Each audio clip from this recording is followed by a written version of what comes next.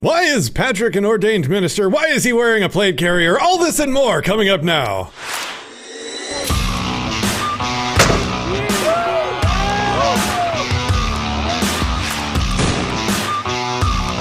He has a plan, she has a plan, and you get to pay for it regardless. The best way to get someone motivated is to stand for something strongly, deeply, passionately. Subscribe to Disenthrall. Do as you're told.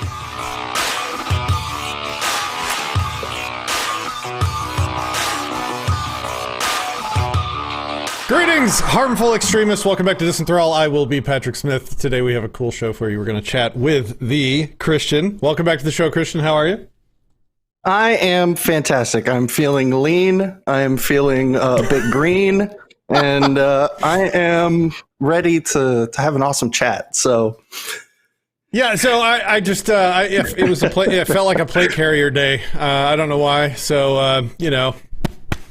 I'm glad that you have your kid as well. You know, it just felt like a plate carrier day. I don't know what else to say.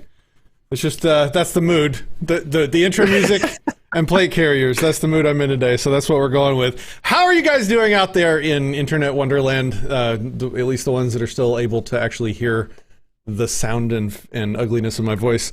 I hope you're well today. First thing I want to mention is if you are a supporter of Disenthrall or Anarchast, we're going to bring you in. If you want, you can join on our Discord server. You can join the voice chat, and towards the latter half of the show, towards the end of the show, we're going to bring those people in to join in, participate in the conversation as a thank you to the people that have supported the show. So, if that is you, if you are a supporter, you can hop on over to the Discord server, and when the time comes, we will bring you into the voice chat and you can join us to hang out. Adam says, woohoo, Christian Garrett is looking very tactical charity society. We need patches. Yeah, oh man, we need a TCS patch. Right here. Exactly. I need to replace whatever this is. This is just like the brand, I guess, the place I got mine from. So yeah, I need better patches badly. So what kind of plate carrier you got there? What are you sporting? This is my training rig, I guess you could call it. It's not my nice one. This is a cheaper one that I got a couple years ago on Amazon. Actually, it's just a nylon. I think it's 12,000, 8,000 count, whatever the nylon counts are. High. It was like $90 with just a couple mags, and I've got a utility pouch and a dump pouch on the right side. This one's for like holding maps, pens, lights, stuff like that.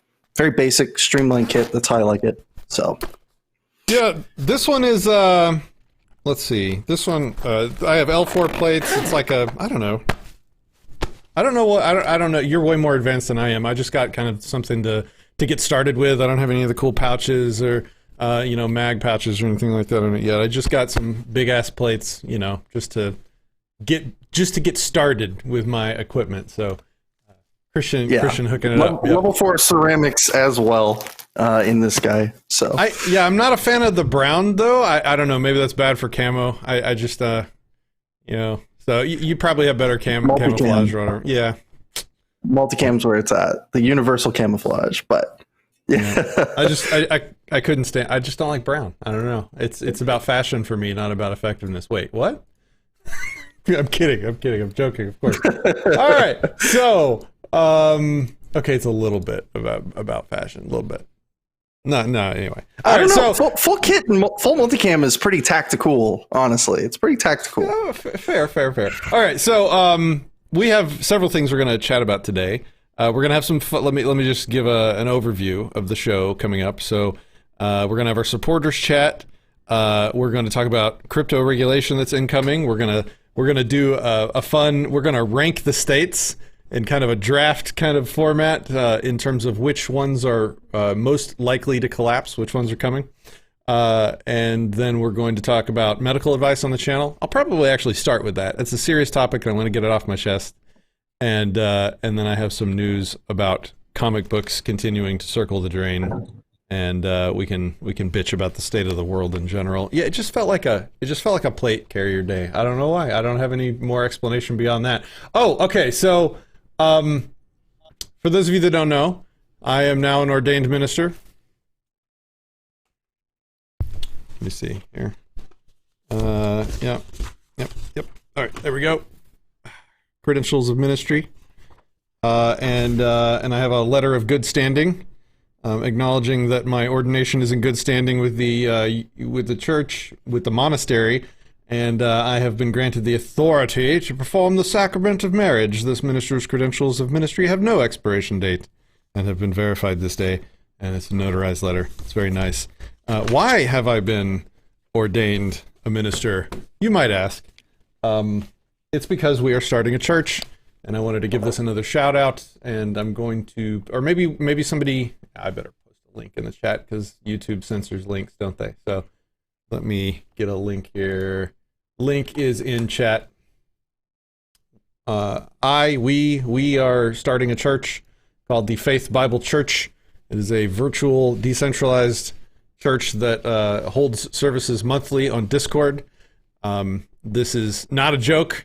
It is it is as close to a legitimate church as we can possibly make it for freedom reasons, because there's going to be some circumstances around the world, not only in the U.S. It's decentralized, meaning we're a church with members all over the world, and those people might at times need medical exemptions for certain things that are probably about to be forced on them. And so we are working on setting up a church that will be as legitimate as we can possibly make it, so that we can at least provide, for the places that allow such exemptions, we can hopefully provide them an out to yet another layer of incoming fascistic government control over people's lives. So and I advise people to join the church now, even if you don't see it as an immediate problem for you, because you might need one day to prove evidence of long-standing membership in such a thing. You might not need that now, but a year from now, when they see people, taking easy out religious exemptions, they might tighten up the regulations around such things and raise the requirements. And so they might impose additional restrictions or qualifications for it to count as a religious exemption. So if I were you, I might start establishing sort of that paper trail now. And we are actually going to be holding monthly services, and we're probably going to be recording those services and publishing them on a YouTube channel just so that there's record and it's all legit. Everything's good. So if you join the Discord server, take it seriously. Don't meme in there. It needs to look legit. So there you go. Links in the description. Craig says, I hereby declare I need no exemptions. Okay. Okay, good. Good luck. I honestly wish you luck in that endeavor. Okay, so... I just wanted to, on a slightly lighter note, I hope you know that if for whatever reason I require a state-recognized marriage, I know who's going to be officiating it. That's all I'm saying. Yeah, I can actually do that now, right? Can I wear my plate carriers? We'll both wear plate carriers. Oh, yeah. Okay, all right. Okay. Last thing is another shout out to Voluntary Virtue.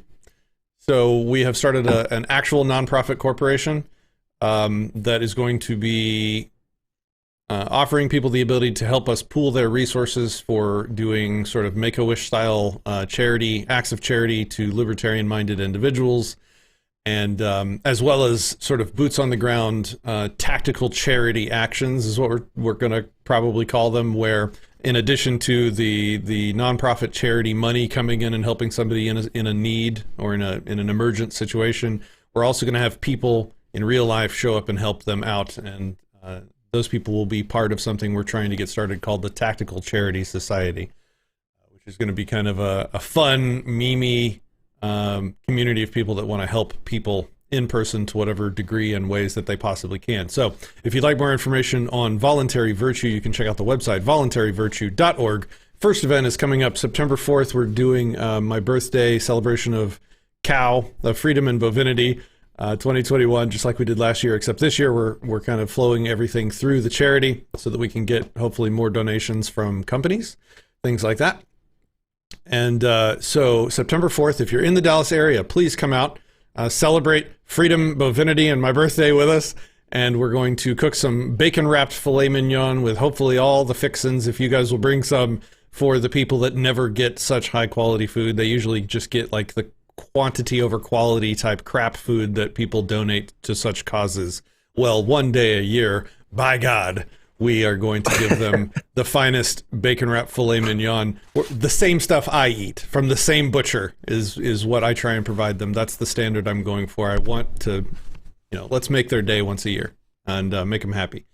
So if you want to help with that, please show up if you're in the area. If you're in Dallas, September 4th, afternoon, evening. If you're not going to be in the area, please consider donating. Last year we had over 100 steaks. And I think we actually had more meat than we had mouths. This year, I suspect we're going to have more mouths. But so I would hopefully like to raise at least the same as we did last year. Last year, I think we raised, I forgot what the end total was. It was like $1,000 to $1,500, something like that. So if you would like to donate, that's our goal. You can find places to donate on voluntaryvirtue.org. Okay, thus concludes the Axel Ascender says boog wedding. Fuck yeah. Yeah. All right. Odysee should be working better this time than it was before. I'm streaming at a lower bit rate. So if we're going to talk about anything on this stream that is YouTube verboten, I'm done with YouTube. And if we hit that point in the stream, I just hit the off button. Like, F YouTube, I'm done with them. Rather than tiptoe around what I want to say, we're just killing YouTube. You guys can go to Odysee. I hope you're watching there now anyway. The stream quality should be better. There should be less buffering now, hopefully. Okay. This concludes the massive set of announcements 13 minutes into the freaking show. How are you guys doing? Good? How are you doing, Christian? How you been?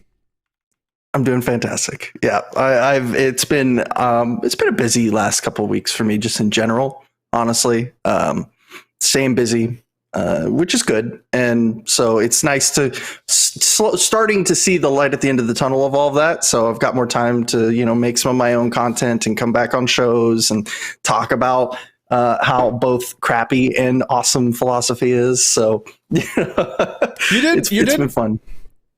You did make some content recently. Where is it? So personally, I would say no, it's not immoral for the person to ask for their dick to be sucked in exchange for the coconuts. I'm not even going to contextualize that. If you want to see it, go check out Liberty After Dark. Watch the video. I think it's pretty good. But Monk of Jesus. Oh man, that may or may not stay on the soundboard. We'll see. That's good stuff. All right, so it was actually a really good breakdown, a response to an edge case by an absolute vapid semi-intellectual mishmash called Vosh, and it's one of those. Just briefly, I'd like to talk about it because I think this is a good conversation. Yeah. It's just like a meta conversation. Rather than talk about the specific subject that he brought up, I want to talk about the meta of let's come up with a scenario that just evokes so much negative emotion that one of two things happen. Either the person we're talking to comes off like a psychopath, a heartless psychopath, or, he has to agree with this position that defeats his principles. And that is exactly what Vosh came up with a new one. And I've heard so many, like, I don't hear new ones very often anymore, just because I've been doing this for so long. Vosh had a new one. What was do you remember what it was? Can you rattle it off? The Coconut Island. Yeah. So just quickly, the idea is that you're on a plane to your favorite vacation destination.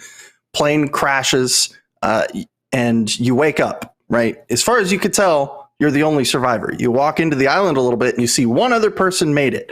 But while you were out for however long, let's say the day, they managed to gather all of the coconuts on the island, and now they own them all. That's all their property, right? So you go up to the person and you say, oh my God, I'm literally dying of dehydration. Thank God you got all the coconuts. Can I please have one so I can have the sweet nectar of life that I require to keep going?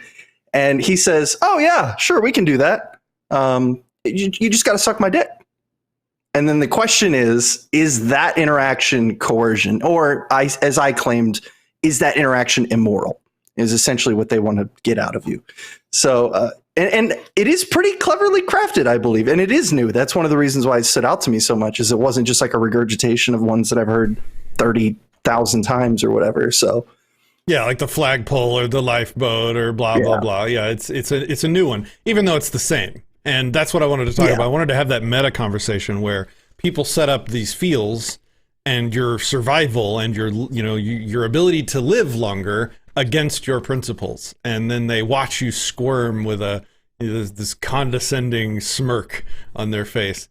And I wanted to have, that moose, the link to the Odysee stream is in the description. So go check it out, give it another try. Lower bit rate should be working.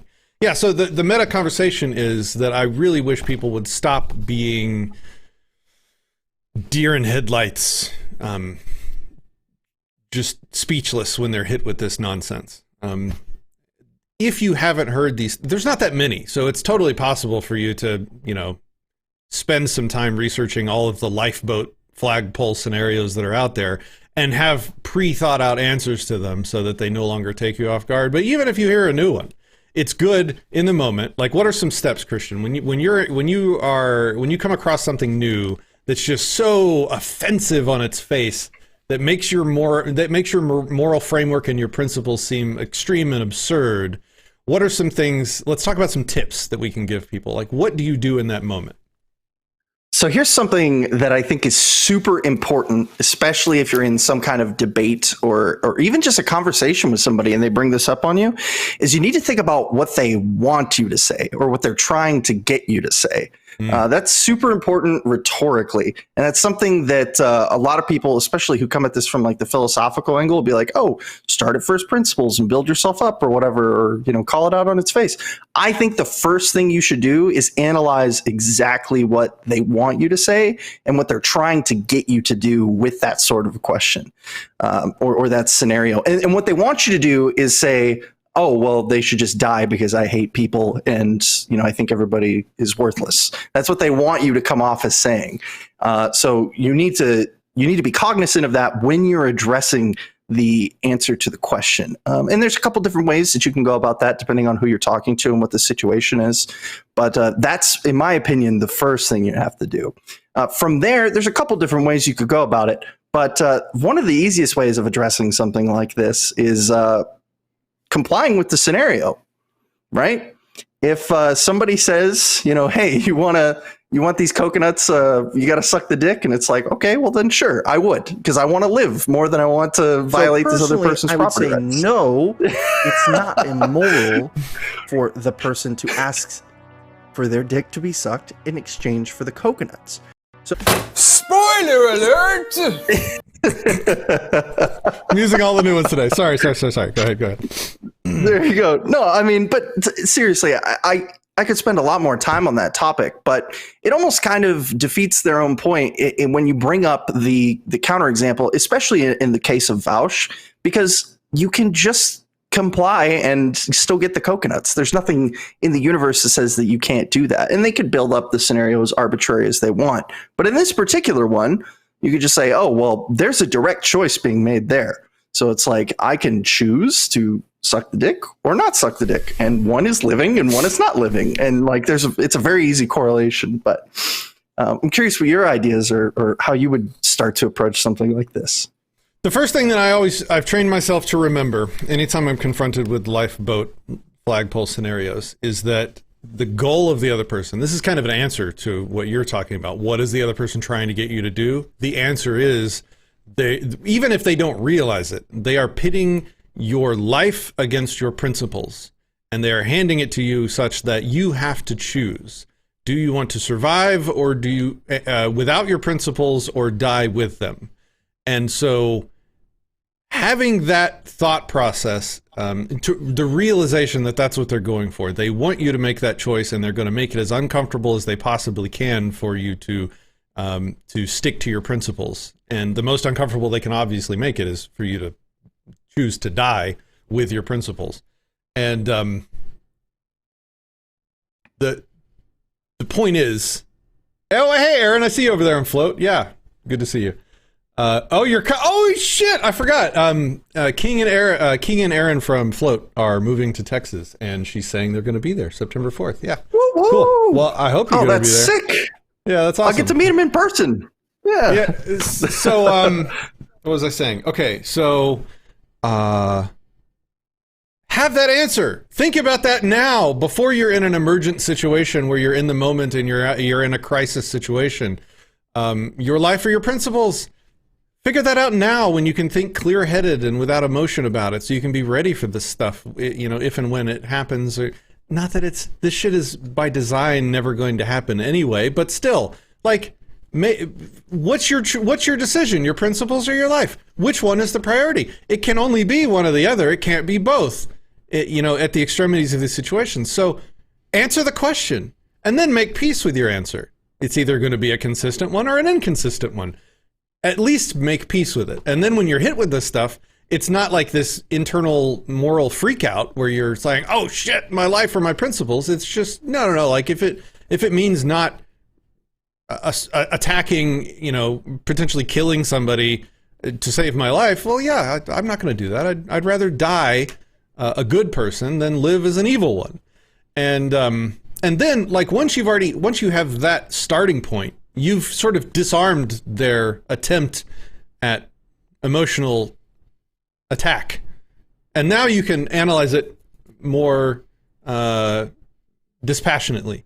So in this situation, you could just say something like, well, you're telling me that I crash landed onto an island where I'm likely going to die regardless of what happens. And while I was unconscious, somebody else goes out and does the incredible large amount of work of harvesting every coconut on the island, risking life and limb and injury, climbing the coconut trees and getting the coconuts down, risking, like, if he fell off one of those trees and broke his leg, he's probably not going to survive on this island. He did all that work and risked all that to gather the coconuts, and now all he wants from me is a BJ for the coconuts?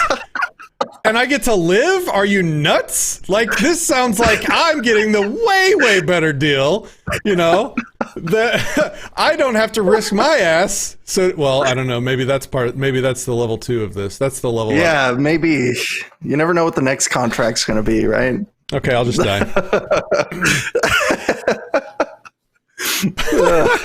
Aaron, thank you for the super duper, whatever we call them on Float Chat. $25. Holy crap. And that's in Bitcoin, y'all. That's crazy. Thank you, Aaron. I appreciate you. Nice. That's awesome.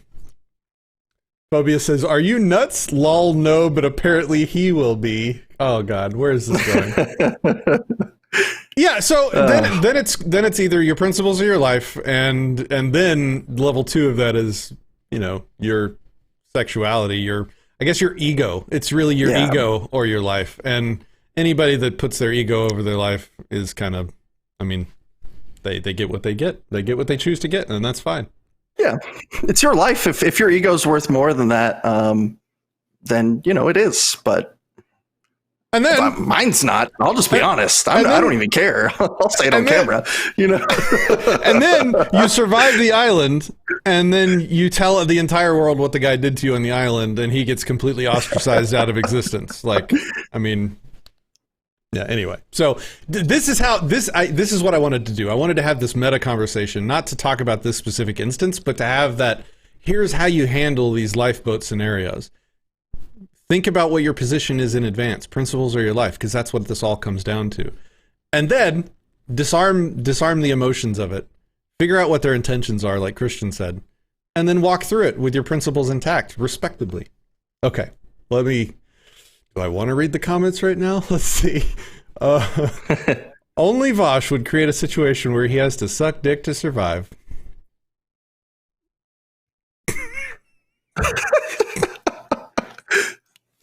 Carly asks, how is that not coercion? It's not coercion because, if the guy went out and harvested the coconuts, he's the owner of those coconuts. And if he wants to make a deal, that's not coercive.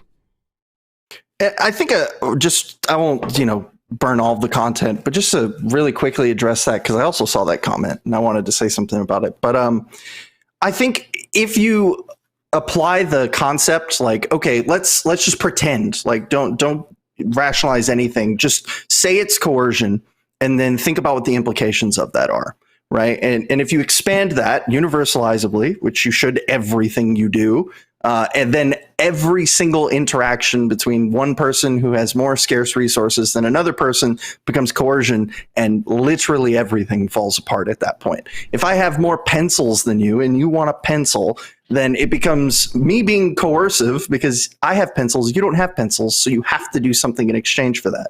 To say that that's always immoral in all places, in all times, whatever arbitrary things you want to tack onto it, it's untenable. So that's just one way I'd just quickly say I think is a good way to think about framing these conversations as well. What do the ends say about the world? Carly says, I think it's coercive if he's not open to negotiation. It's not a scenario of one person having fewer resources. It's a scenario of one person having resources to save another person's life. You can't enslave people for your survival. That's a commie position. That's the same justification that the state uses. We can point guns at everyone we need because we want to save the lives of the homeless people that are not going to be able to feed themselves. Therefore, the state. You've just justified the state. You've just justified most of the evil in the world with that exact excuse, and it doesn't hold up.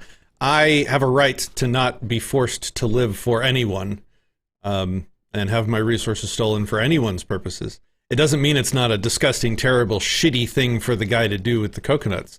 We're not arguing that. Like, the guy deserves to have, billboards made informing the entire world that this guy is a complete disgusting asshole in a survival situation. So this is not an endorsement of the behavior. This is just a talk through of the morality, the moral argument. And life is ultimately an arbitrary selection, really. If you want to get a little bit deeper into, I guess, the direct philosophy of it, it could be fill in the blank of whatever you value, and values are all subjective. Lots of great stuff on that out there if you want to look more on that. But so if you value bicycles as much as you value human lives, then subjectively you could stretch that out to say, oh, well, also any interaction that involves someone getting a bicycle is just as important. So that's automatically coercion too. And these are very fine lines that you have to walk because they have massive implications, like I was saying earlier, on how ethics functions as a whole. So Carly says, and it's coercion because he's trying to control someone's behavior by controlling their access to resources. Carly, if you want to join our Discord server, we can actually have this discussion on voice, which might be more productive. So if you have access to Discord, you're welcome to join. There's a link on disenthrall.me/Discord. Drop a note in comments if you're going to attempt to do that. Otherwise, maybe we'll go back and forth a couple more times and then move on. I'm always up for a good conversation. So in the analogy, he's not trying to control someone's behavior. He's offering them a deal for access to his resources. There's a big difference. Control would be him pointing a gun at the person and saying, suck the D, or else I'm going to shoot you or steal from you or end your life or hurt you or whatever. That's control. That's coercion. But saying, hey, I've got these coconuts. Would you like one? Here's what I want. That's making a deal. That's not coercion specifically. Adam has the solution, though, in chat. He says he deserves for you to use teeth.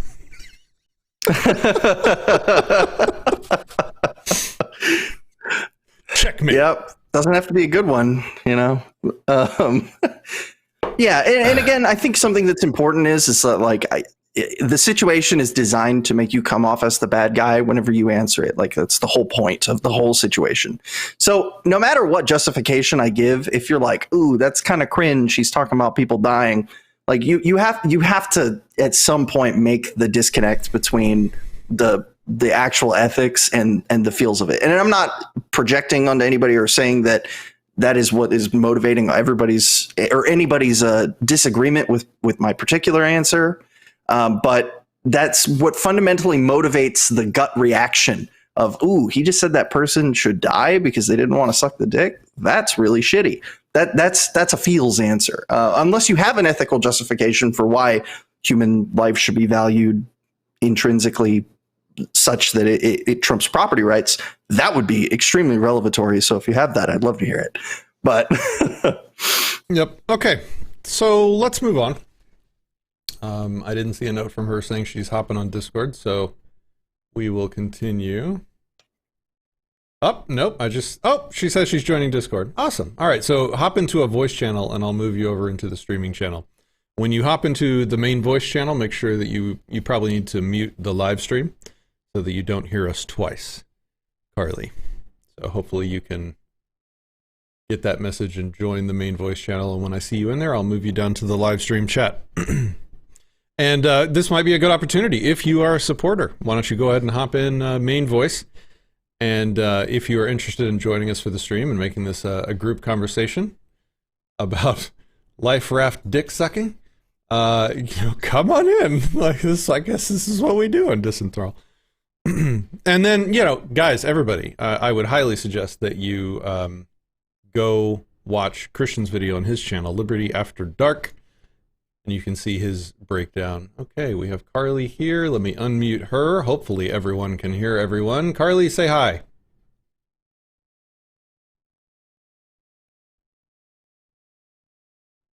Carly, you are muted.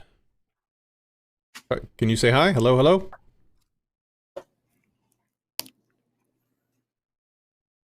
I don't think it's transmitting. Oh. I hear something. Are you there? Can you hear me? I can. How are you? Yes, I'm here. I'm doing great. Welcome to the show. Hope you're well. Thank you. I'm not sure if you remember me. I work for the Seasteading Institute, and we chatted a bit at Anarcho-Poco a couple years ago. I do now. Thank you for reminding me who you are. I appreciate that. Yeah, I didn't know. Thank you. How are you? What an awkward way to reconnect.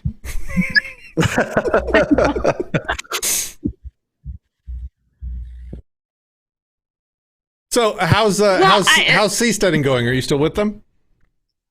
Oh yeah, we're doing great. We've got a bunch of events coming up, and we're trying to get a flag. I'm happy to go on the full promote seasteading spiel, or we can talk about what you were talking about. Probably not appropriate for this discussion. They might not want this discussion associated with them, so we can keep that separate. And in fact, if you guys have an update, I'm happy to have you guys on Anarchast to let us know how the whole project's going later. So why don't we pick that up later? But yeah, so did you have any? What did you think of our responses to your statements? What do you think?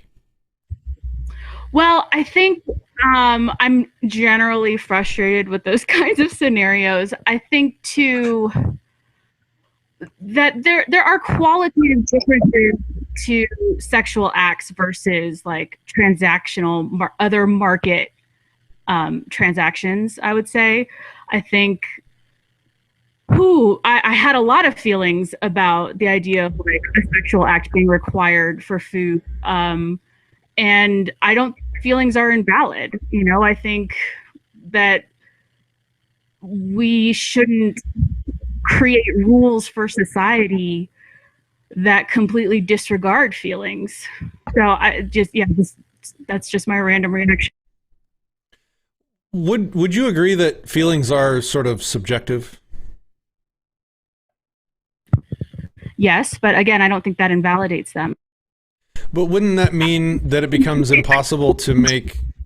Wouldn't it be impossible to then make any kind of objective dispute resolution rules if they're dependent on subjective feelings? Like two people can be in the same situation and feel totally different about it? Yes, absolutely. And I am hoping that we can develop processes for conflict resolution instead of rules. Like, I think it's time that humans develop a different form of conflict resolution. Go ahead, Christian. I was just going to say, I think this is an interesting, because I think when you said, like, feelings are something of merit, but the question is, are they of ethical merit? Right? Like, I don't think feelings should be disregarded in all places and all times and all decisions, but are they relevant to the topic of transactions between individuals when we're coming up with what we're trying to do is create the least arbitrary system for conflict and dispute resolution and agreements between one another, so that we can have the minimal amount of arbitrariness possible. So that it is kind of boilerplate. There's an intuitive sense to it, and it's not muddled up by any logical fallacies or anything else that could pose issues in implementing the system to its fullest. And that's why I'm an advocate of property rights. I think from just you could say almost like a utilitarian perspective, there's plenty of negatives with a system like that. But the fact that it is the most minimally arbitrary and it is the easiest to universalize across all people, places, and times, then it lends itself to being the most effective system on top of being more rationally coherent, if that makes any sense. Absolutely. And I agree with you. I support the free market, fully. I think the free market is at this point in history the best possible system for distributing resources, because you don't have to have good reasons for value, right? Like, I think in Human Action, Mises talks about money, and that, I think he talks about rational man, and in the decision in which you're making to decide to trade your resources for another resource, it doesn't matter any of the background rationale for why you want to trade, right? What matters is you have X unit money, and if you can convince someone to give you that thing for X unit money, it doesn't matter why, it doesn't matter what you're going to do with that money or what you're going to do with that. Like, all of that subjectivity is taken out in the moment of the transaction. So I don't think that means that we have to cut out the emotions and the subjectivity. That's why the market works. What do you think about this statement, Christian? There's only one emotion that matters, and that's consent. Consent is kind of an emotion. It's kind of a feeling that you hold between your ears, whether you agree to a situation or not. And that your expression of that consent, your communication of that consent, is what can clarify and resolve a lot of these disputes. So in the situation of the coconut hoarder on the island, he did the work. The coconuts are his property. There's no need on the part of anybody else that can make that property less rightfully his. There's no feeling that could exist in the other person's head that would justly undermine the coconut hoarder's property rights. How would that work otherwise? It would just become like a subjective mishmash of impossible to clarify situations if we're like, oh, well, okay, this guy really wants coconuts. Well, how bad does he want them? Is it a 9 out of 10? Because the threshold for undermining this guy's property rights is a 9 out of 10 really wants some coconuts. What do you think about that, Carly? So So this person, this man with the coconuts, values the coconut more than the life of another person, and that makes him reprehensible. So sure, I'm going to bring in my emotions to that. Now, if you're the person who is starving, there's no other food source on the island, and this person made the effort to deprive you of the opportunity to use your own labor to get food, then, I mean, you can't, there's no transaction possible, right? So, I think the coconuts is taking a big risk that if he sees a reasonable trade, then it becomes one life against the other, right? Like Yeah. maybe someone would be willing to give him a blowjob for the coconuts, but if they're not, what's their other recourse? I mean, in my opinion, it would be you kill the man with the coconuts. That's also an immoral act, but if you can't reach a cooperative, peaceful trade, then those are the options in front of you. Yeah, so you'll either kill the guy and be an immoral, evil murderer, and you'll survive, or you will potentially, in this case, have to find another food source or die with your principles, which kind of goes back to what we were talking about. What's in the hierarchy of what's important to you? Which one is above the other, your survival or your principles? Yeah, I don't know. I mean, the way I'm thinking right now, I'm saying my survival is more important, because you did mention earlier, like, you don't know what the next contract is going to be. Like, me personally, Yeah. I'm in that situation. Some guy is insisting I give him a blowjob, is coercing me into giving him a blowjob. I am, even if I do, what's the next moment after that going to be? What's the next day going to be after that? He's already seen how far he can push me. Isn't he going to keep trying to push me? And if I kill him, then instead of having two immoral people on the island, there's only one. So maybe that's a net benefit for the world, even if I'm the evil person who's left. Well, I think something that's kind of been we've danced around a little bit is that just because the dude's a total asshole, and I don't think anybody here disputes that he's a terrible person, it doesn't mean that he's immoral. Immoral is like a very specific term used to denote very specific things, and that's when someone returns to the state of nature. They forsake the rights of another person. And since and these rights are reciprocal, so if you were to attack that person, and for some reason, let's say you attacked them and then they used one of the coconuts and hit you over the head and killed you, they're completely justified ethically in doing so. And that's even worse, because then the shitty guy killed you and, directly, and is still morally in the right for doing so because he was defending his property.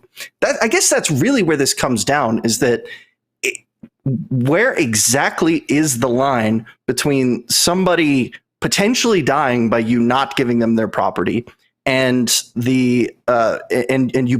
you morally being required to forfeit that property to that person? Because if that line isn't clear, distinct, and rationally sound to make, then it has to stay pretty much where it is, which is you have no positive obligation to anybody else to keep them alive. His justification for hoarding the coconuts could be that is the only food source, and he knows he will live longer if he does not give you any, without something that he deems equally pleasurable in this case in return. And that's his call to make. Who are you to say that he should live one day less because you don't want to agree to his terms, assuming a coconut is worth a day of life, which I don't think it is, but for the sake of the conversation. Well, and the other thing to say would be, let me asterisk what Christian just said and say that, so let's say you chose to attack the guy for his coconuts. Does he have a right to defend himself? Because it seems to me at this point we've just left morality and we're back down sort of in the animal state of nature. So we're not really talking about good and evil anymore. We're just talking about might makes right, and you can take what you can take by force. I mean, I would totally agree with that. Law and morality has been left. But I'm not arguing that the man should give his coconuts away. I'm saying be open to negotiating a different transaction if one person if they're not willing to meet his price, price, right? Like negotiation needs to happen. What if he just wants to say no? Doesn't he have the right to say no? He doesn't have to negotiate at all? Well, in a state of nature, I'm not sure where rights come in. Well, I mean, that's where we're trying to go. We're trying to apply rights to the situation to pull us out of the state of nature. So if you want to be moral, if you want to stay out of the state of nature in this situation, then you have to allow the guy to say no and have his property. Like, or you can attack him and we're not talking about morality anymore. Like, I think that's our position here.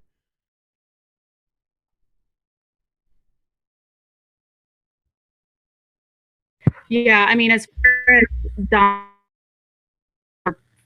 for your principles, I think I've moved to a different position on that. That like it comes down to survival, right? We don't know. I don't know what I would do if my life was truly at stake, but to make peace with the fact that I'm going to value my life over someone else's, especially a stranger, and especially someone who's trying to get me to do an act that I don't want to do, then I value my life over that person. I mean, Vosh is playing entry-level games, though. Like, I was born in the darkness with these flagpole scenarios. Like, I have seen the worst of the worst and taken it even farther, specifically with the flagpole scenario, for example, from David Friedman. But you could make this situation so much worse just to illustrate the nature of it. And I don't even want to go too far into it just because of how worse you could make the situation. But, you know, the guy could say, hey, I want you to cut your arm off for a coconut. You could I don't want to go into the dark places that you could take this. Like it all comes down to, if you want to, do you want to die with your morality or do you want to live without it? Like that all of these scenarios are like that. You fall off a balcony and you grab a flagpole on the way down, but the flagpole belongs to somebody else and you're trespassing, and the guy that owns the flagpole says, "Get off my lawn, let go of my flagpole right now." Once again, exact same scenario, exact same core fundamental question, your principles or your life. And we all have to sort of make that decision, and for me, I would absolutely rather die die with my principles, set a good example for my children, than live as an evil man. But at asterisk, like, none of this shit ever happens. So this is just like, an illustrative discussion to make the point.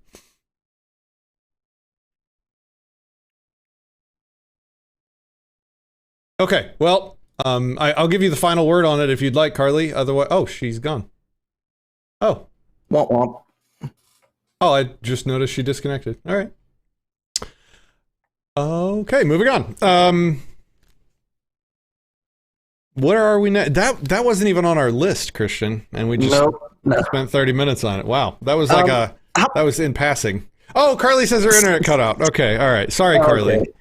No big deal. You're welcome to rejoin if you want. Otherwise, we can move on. It's totally cool. I enjoyed the conversation. Thanks for coming on and sticking up for what you believe in and talking about this stuff. You are a rare human for doing so. You have my respect. Yeah. Thank you. You're welcome back anytime. And again, hit me up if you want to talk about seasteading sometime. Christian, what were you about to say? I was just going to say, since I do have kind of a hard stop, not super close, but coming up in like that 25, 30-ish minute range, why don't we move on to the article that I sent you, and maybe we can save our primary fun thing we were talking about for another day, since I think that might take a little more time. And then we can open up to the audience like you were talking about. Okay, go ahead. Since not to run your show, I'm just pitching it. Yeah, I'm just no. I didn't know you had a hard stop coming up so quick. What time do you need to be out? Give me a time. How much? 7:50 would be. I had plenty of time. I'm just going from one call to another. So all right, so we have 30 minutes, y'all. If you are a supporter, go ahead and connect to Discord if you want to join us for the show. I will unmute you and move you over. Just join main voice. Then I'll move you over. What's up, Moose? You can unmute yourself. You guys are welcome to join us. And then, okay, go ahead, Christian. What was the thing you wanted to talk about? Yeah, so this is more just kind of like a PSA. And it's something that I think is important. But for those of you who don't know, who don't follow politics, and I don't blame you at all, I just do it to stay up with current events. The Senate just passed this massive $1.3 trillion infrastructure bill. I could talk all day about, money and budgets and deficits and how bullshit it all is, for lack of a better word. But there was something specific inside of this infrastructure bill that I think is relevant to pretty much everybody who watches this kind of content. And that is that part of the infrastructure bill included changes to the way that the Treasury Department, which means the IRS, is going to be looking at taxable income regarding cryptocurrency. And it is super broad to the extent that it can be applied to developers of cryptocurrency. Now, this is extremely scary, but don't worry. The Treasury Department said, if you leave it the way it is, promise we won't tax developers of cryptocurrency. Official. There's tons of problems here, obviously. I don't have to go super far in to tell you that if the language stays in the bill the way it is now, which it's assumed to just blow right through the House and pretty much be done besides the occasional earmark, we could be seeing major cryptocurrency exchanges going through very large changes, including much more direct association with the IRS as far as if they want to see who's bought how much cryptocurrency and whether or not they paid the taxes on that cryptocurrency. They already have your ID if you're on any of these other big exchanges. They already have your identification. It's already been verified. So now all they have to do is get this passed to be able to say, hey, IRS comes and knocks on your door and asks if Christian Moore bought and sold cryptocurrency because he didn't report any on his taxes. They have to give that information over or be fined, shut down, whatever the exact penalties will be for the legal process. So this is something that's very important to be aware of. And if the language stays, well, if the amendment stays at all, that's bad. But if the language stays as general as it is, it could be exponentially bad as time goes on. What's your thoughts on that, Patrick? I mean, I've been saying this for years. If the cryptocurrency ain't private, you might as well be using PayPal. Like, it sounds, I feel I've said it so often and people have disagreed with me for so long, but I don't know. I guess I've seen under the hood. I know how the machine is put together. I know how it functions when it's turned on. I'm familiar with technology. That's what I do for a living. I see the government. The government is realizing that cryptocurrency is capable of freeing people from their financial control. They're not going to be okay with that. They're going to pass these laws. It's not an if, it's a matter of time. So anybody that's going to be legit and is going to run these companies that have employee identification numbers and file tax returns, they're going to be subjected to these regulations. It's going to happen. That is a given. So if your cryptocurrency is not KYC... That was my dog. I'm sorry. Are you serious? That's how he coughs. He's 13 years old. He's like 90 in dog years. I'm sorry. Oh, okay. All right. That was a weird noise. Okay. Yep. It's very weird. Yep. Pet your dog for me. Pet your dog. I'm petting him right now. Yep. Okay. If your cryptocurrency isn't censor proof or private, I'm talking, I guess, Monero and Pirate Chain are the two most prominent that come to mind right now.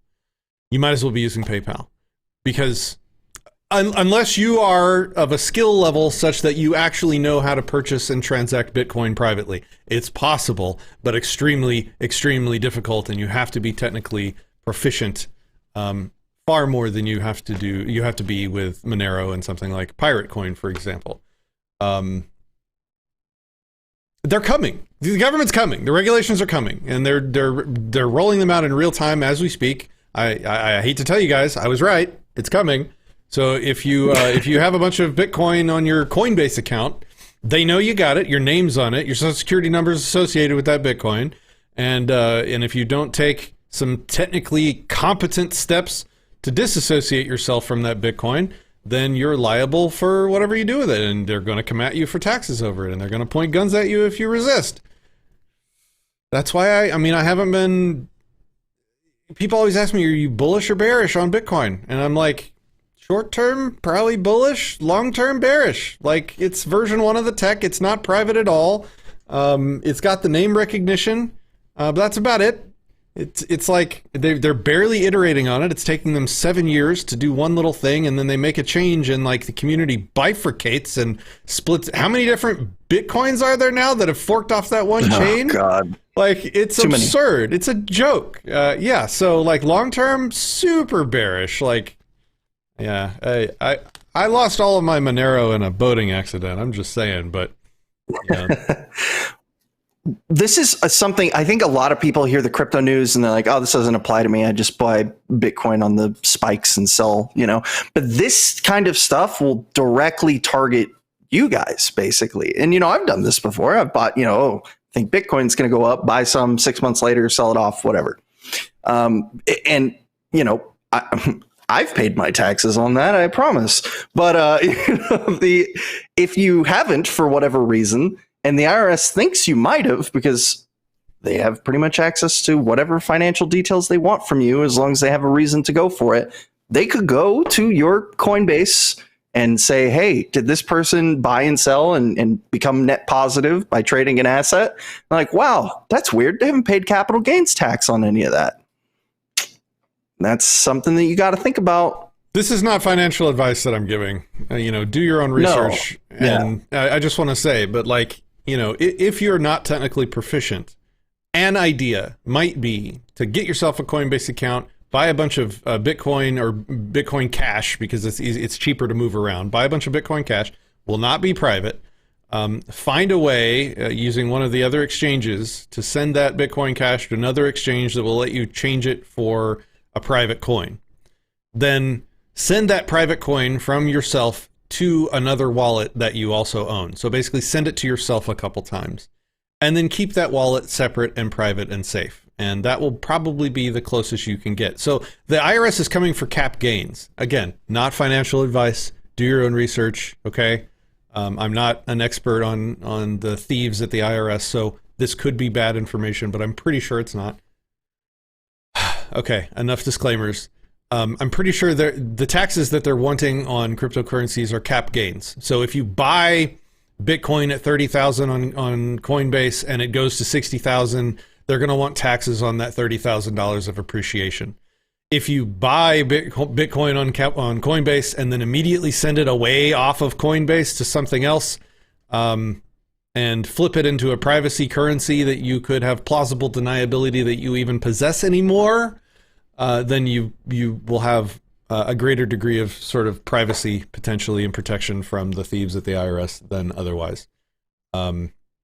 So I think the worst thing you could do if you want to avoid the extortion thieves on cryptocurrency is to buy a bunch of crypto on something like Coinbase where they have your identity attached to the coins, and then leave it there and let it appreciate over time. Like, you are guaranteed. Coinbase they are in bed with the government. They won't even rat you out. It's just they have reports that they automatically send. It's not even ratting. It's just they are reporting on you for the IRS. And that's all of the big exchanges. Any exchange that requires your ID is doing that. There are decentralized exchanges, and this gets more technical, but it's still a thing that you guys can do if you just put the brain power into it. A decentralized We're going long on this topic, but a decentralized exchange is an exchange that isn't run by a company. There is no taxable entity behind it. There's no one with the authority to report on you. You can sign up an account, you can transact, buy and sell cryptocurrency on these exchanges without your identity being attached. So there you go. That's enough for you guys to hopefully do your own research. Buyer beware, though. Yeah. James Freeman says, I love government. They provide safety. Liar. And this is really, like I said, this is a PSA. This is just so everybody knows this is happening. It kind of, it's breaking news, basically. It came out this morning, but it kind of flew under the radar. I didn't see a lot of people talking about it. And this is a really, really big deal if you are a crypto enthusiast, especially. Or if you just have a passing interest in maintaining crypto or exchanging crypto. So, again, I am no financial expert. I've probably lost just about as much money as I've made on crypto, but it's useful. It's a tool. It has its place in applications. And if you're one of the people who believes that, you may need to know this stuff in the future, especially if you do plan on doing any kind of exchanges for monetary gain. So, and I'm not one of those people that shames you for quote unquote paying taxes, even though I say all the time, no one pays taxes. Taxes are taken at gunpoint. That's extortion, not paying taxes. But people will shame you for doing things on the white market where you get extorted. But for me, it's more just like, look, to me, the point of cryptocurrency is to take control of your money and get it out of these systems. And if you're not doing that, like, just use PayPal. It's so much easier. It's so much more user-friendly. Sherry says, hey, y'all, Christian, can you look at your messages? So she might have a message. Yeah, I saw it. Okay. Hopefully you guys are good. All right. I wanted to talk about something that I talked about briefly on the last Anarcast yesterday with Macy. If you guys haven't watched that and you want to see, did you watch that? I finally got around to watching it. Yeah. What did you think? It was fun. It was fun. I enjoyed it. It was an entertaining, and she's a very enthusiastic and motivated person. So I think it was a good talk. I enjoyed it. Yeah. So, one of the topics that came up briefly, I wanted to expand on because this is a change for my channels, and I'd like your input, Christian, if you have any. We have had a rule for years on Disenthrall and Anarcast and all of my platforms that we don't platform medical advice. Why? Well, we've got a long list of reasons, and one of those is that we never ever aesthetically wanted it on our consciences that we exposed somebody to information that they trusted, went off and followed and hurt themselves or died because of it, just in general. And we've done this on both sides. We've turned down discussions on both sides. For example, vaccines. Like we've turned down pro-vaccine guests and anti-vaccine guests because we just have not been interested in platforming medical information. We'll have debates, like we'll have one expert from both sides debate a topic because that's what we're about. We're about finding truth, and having two knowledgeable experts on either side of that debate going at it is exactly what we're about. But without that other side, it's just basically me and the other person that is probably more knowledgeable on the topic than me. And I just never wanted that.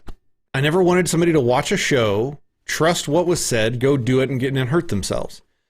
But then the government just had to go and choose the method of tyranny they've been enacting on us for the past year and a half is linked to medicine and medical treatment. And so we have been increasingly struggling to comment on the real-time tyranny that's rolling out in front of us, and us trying to hold ourselves accountable to not platforming medical advice either way. And it's become increasingly difficult to do so because we need to talk about these medical subjects that might lead somebody to make a decision that they otherwise wouldn't have made without seeing our content, which puts us right into their medical decisions, exactly where we didn't want to be. And we've had a lot of back and forth on this, and we've thought a lot about it for years. And we've had a lot of discussion recently, especially. We've turned down a lot of opportunities behind this too, guys. Like, you don't know how many opportunities, like, to host entire events, and to do some pretty cool stuff. And we've just walked away from it because we don't want to risk helping amplify a message that might hurt people. And so I guess the announcement is we're dropping that rule. And the downside is that we're risking what I just talked about. The other side, though, is that, like, I don't know, I just have to tell you guys, like, you are the question is not which experts should we trust. The question is, who is the expert on the experts? Who is the expert that can tell you which expert is the expert? And the answer to that question, and I tweeted this recently, that expert of the experts has always been you and only you. It was only ever you, for you and only you. You have to decide which experts are the experts and whose advice to follow, and you have to risk your life behind that choice. And that's the only right way it should be. No one else should be able to risk your life behind their choices of who the experts are. So, and there's no one else as motivated to make the right decisions for your life than you. And so right as soon as we announced that change in the rules, I was told a story about someone who was introduced to bad, and I'm going to be super vague here on purpose to protect the identity and the situations involved. They were exposed to bad advice, bad medical advice in the anarchist community. They followed that advice, and they almost died. And they spent several days in the hospital where their life was literally saved by the doctors from the decision to follow the bad advice that they saw. And so the moment I announced the decision to drop the rule, I swear to God, the same day I was handed this example of exactly what I'm trying to avoid doing. And it wasn't me, it wasn't my content, obviously, because we've been following this rule for so long, but it was somebody else's content, let's say. And so I just wanted to have that discussion, and I wanted to announce that we've dropped the rule, and I want to announce that I'm trusting you guys to be your expert of the experts. But wow, like that's with there are some bad experts out there that will kill you if you follow their advice. What do you think, Christian? So this is something that luckily I haven't had to put much thought into because of just the nature of the content that I produce. You know, I pretty much do philosophy, so I make arguments from ethics, medicine be damned most cases. But one thing that I think, if I was to start doing, more content about the state of the world, and sorry if you can hear my dog, he's being a little needy right now. But one thing I would say, if I was to start doing content, more directly about like COVID-19 and the vaccines, let's just say that's what we're all talking about. There's, to me, my what I aim to do is to mislead the least number of people possible. So I try not to talk about things that I don't feel like I'm qualified to talk about. So that's why there's tons of philosophical topics that I would love to talk about on the show that I just don't think I have a good enough understanding of yet to do justice to. So if I'm going to talk about vaccines, I've got a hell of a lot of research that I have to do before I feel comfortable enough making a determination about that. Because whether I want to or not, someone is going to see that and it's going to influence their determination. Or maybe no one will, but the possibility always exists. And I'm not even so much, the outcomes of it either way are almost not even really the main thing that I'm trying to avoid. It's that I don't want to give people inaccurate information. And if I can't be confident enough to go out and say with relative or very high certainty that what I believe I'm saying is true, I'm sorry. Then I'm not really interested. No one is listening to a single freaking word you're saying. They're loving the cute ass dog behind you that's looking at you like you have left it homeless when you stop petting it. Can you please pet the dog? Okay. Whew. Okay. Now continue talking. You know what? All We'll right. just move over. Yes. Yeah. So to me, this is I could have rambled on for a lot longer, but what I will say is that my primary goal, like I said earlier, is in misleading the least number of people possible. And I'll go ahead and say it. I'm not an expert on the vaccines. I don't know the first thing about mRNA. I don't know the first thing about making vaccines. I don't know first thing about a spike protein. I do not have any sort of ability to tell someone whether they should or should not get it. And so I'm not going to, because that is just not my place. I'm here to provide what I believe to be accurate and useful information to people, and I can't do that for vaccines. Maybe one day I could. Maybe if I spent enough time researching, thinking, talking about it, and discussing it with other people, I could get to a point where I felt that confident. But at least for now, it's not somewhere I am, and it's not really something that I want to put that much effort into. I've got lots of other philosophy stuff that I actually like doing. So yeah, and I'm just at this place. Right before I heard this story, I was at this place where it's like, okay, look, I mean, these people are grown ass adults. If they see something on my show and they end up hurting themselves because of it, well, I mean, that sucks. But they made their own decisions. And then I hear the story, and it's like, wow, okay, so look. And a couple of people in the comments are mentioning that people have no common sense personal responsibility to make their own choices. They voluntarily took the action. They weren't forced. Yeah, we're not disagreeing there. Yeah, I'm not 100%. saying I'm not saying I'm morally culpable for their deaths. That's not what I'm saying, like, at all. I'm saying aesthetically, personal responsibility, respectability. I want to be a good person, and part of being a good person for me is minimizing the harm that results from my actions, even if it's not something I'm criminally culpable for, is what I'm trying to say. Like, there's a long list of terrible things I could do that I'm not going to do because I would like to be a good, virtuous person. And so this was part of that. And then, anyway, I guess I'm beating a dead horse at this point. But Sherry says, people who take medical risks or any other kind of risks generally will take them regardless of what you say. You can only do content that is cautious and tell people to seek their own medical advice. Yeah, I mean, that's where I'm at now. That's where I'm at now. So we have to talk about this stuff because the government is leveraging it to enact tyranny in real time.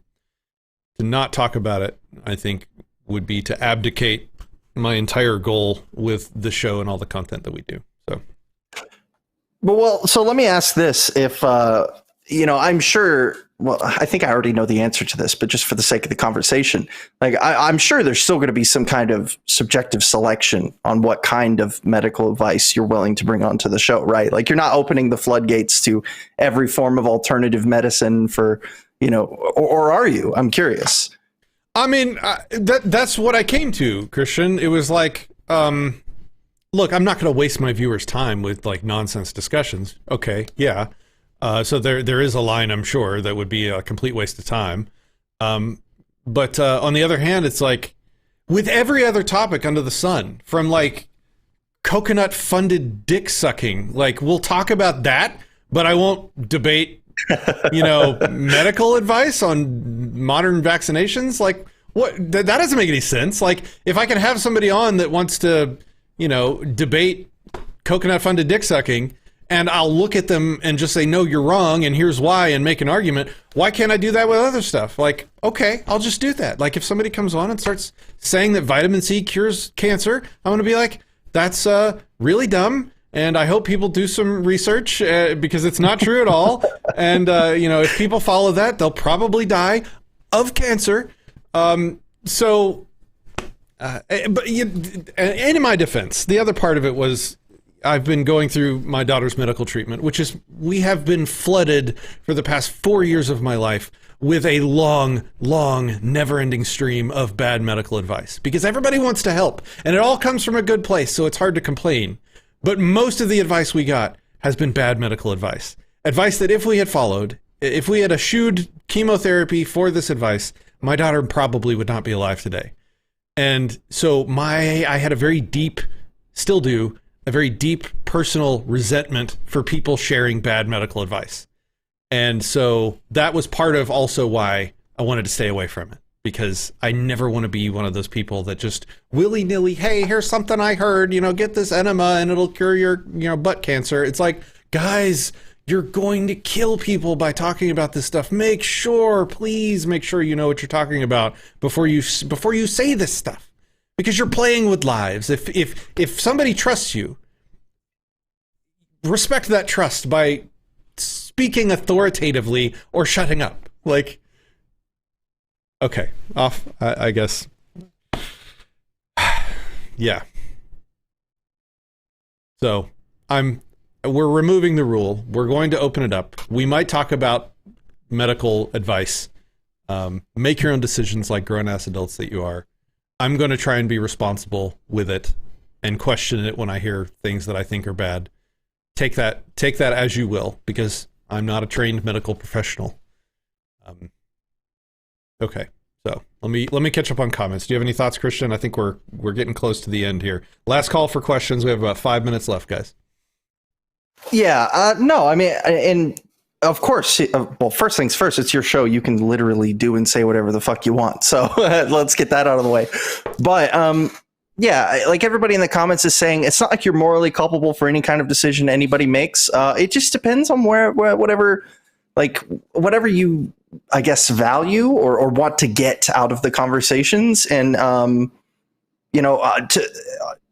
just to really quickly pivot back to me, like, I think my biggest fear would be that if I had somebody on who was, and let's just say they're pro-vax, right? And they fed me a bunch of bullshit that I wouldn't know where the lies were because I'm not informed enough on the topic, and I wouldn't be able to put up a good enough defense for the opposition or for my own perspective. And that would be an issue to me. I wouldn't go into a philosophical debate not knowing anything about the topic. I definitely wouldn't go into, or even really a conversation with like an oppositional opponent. But that's just my perspective. Again, like that's because I feel like almost like a sort of, there's like a different end in a sense at the same time too, like what exactly is being shot for. So I don't blame you. I think it's cool. I hope it'll probably lead to some great content, honestly. But yeah. Okay. Well, let's see if we have any questions. We had one. How about eating biblically clean meats as maybe an intermediate or partial step towards a plant-based diet? No. I go the other direction. I feel my best. I have the most energy. I'm clear-headed when I have a carnivore diet, when I'm only eating meat. And I alternate on and off of carnivore. So I usually try and do like 3 months on, 3 months off. And that is, I've lost a lot of weight this past year doing that. I am more clear-headed, quick-witted, fast-thinking when I am 100% carnivore, when I'm only eating meat and fat and nuts. Well, I guess some nuts, the fatty nuts like almonds and things like that. So if I'm getting a lot of meat and plant protein, animal protein, I do my best. But again, this is medical advice. Do what works for you, man. Do what makes you happy. Do what makes you healthiest. Don't listen to me. This is just what I do. Yeah. Like, if you want to debate the ethics of moral veganism, come on, let's do it. I'm down for that all day. But if you want diet advice, dude, I'm not your man. I'm an IT nerd, and I'm really good at tech, and I'm really good at philosophy. That's what you come here for. And, maybe memes. We're good at memes too, right? Monk of Jesus. All right, guys. Very interesting. I had someone tell me about that diet a few days ago. There's a lot of good information out there, and a lot of people have had... look, here's another thing. Like, people say, I went full plant-based diet and it solved medical issue XYZ. And other people say, I went all meat-based diet and it solved medical issue XYZ. And other people are like, hey, it's not the meat or the plants, it's an elimination diet. There was something else out there that you were eating that you stopped eating. Anyway, like, this is... don't listen to me. I don't know what I'm talking about. All right, we're done here, guys. Christian, thanks for hanging out with me. We left half of our to talk about list untalked about. So, but I think we had some really good chats. Guys, thanks for hanging out. Thanks for watching the show and participating in the comments. And thanks for joining and debating us on coconut BJs. That was fun. Yep. And unique and unexpected. Christian, last word, anything? Go check out www.voluntaryvirtue.org and check out the event, the Freedom and Bovinity Festival that we're going to be doing. Throw us some cashola if you want to help us feed the homeless, or show up and help us participate. That'd be just as good, if not better. So either way, thanks for having me on, Patrick. It was a fun conversation. We got plenty more to talk about next time. So yeah, we do. Let's save this list. All right, guys. Until next time, take it easy.